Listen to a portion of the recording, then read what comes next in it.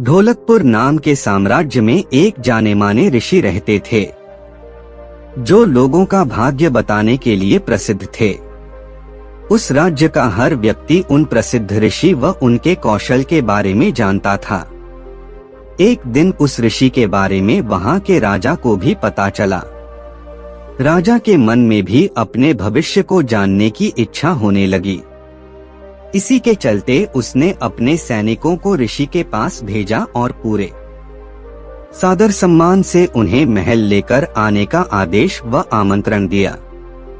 राजा की आज्ञा के अनुसार सैनिक ऋषि के पास गए और ऋषि को राजा का आमंत्रण सुनाते हुए उनसे महल चलने की प्रार्थना करने लगे।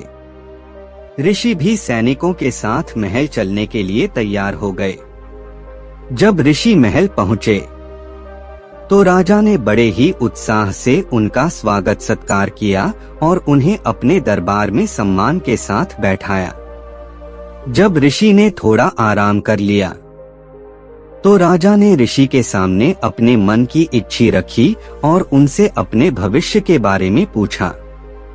ऋषि ने राजा से उसकी जन्म कुंडली मंगाई और उसे ध्यान से देखने लगे। कुछ देर तक राजा की कुंडली देखने के बाद प्रसिद्ध ऋषि ने राजा को बताया कि भविष्य में उनका भाग्य आशीर्वाद भरा हुआ है और जीवन में सब कुछ अच्छा ही होगा। इस तरह ऋषि ने राजा के भाग्य में बारे में अच्छी अच्छी बातें बताई। राजा खुद से जुड़ी अच्छी भविष्यवाणी सुनकर बहुत प्रसन्न हुआ। उसने खुश होकर ऋषि को सोने और चांदी का उपहार दिया। इसके बाद राजा ने ऋषि से अपने भविष्य से जुड़े दुर्भाग्य के बारे में पूछा।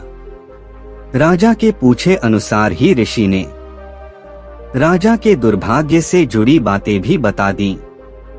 उन्हें सुनकर राजा बहुत क्रोधित हो गया।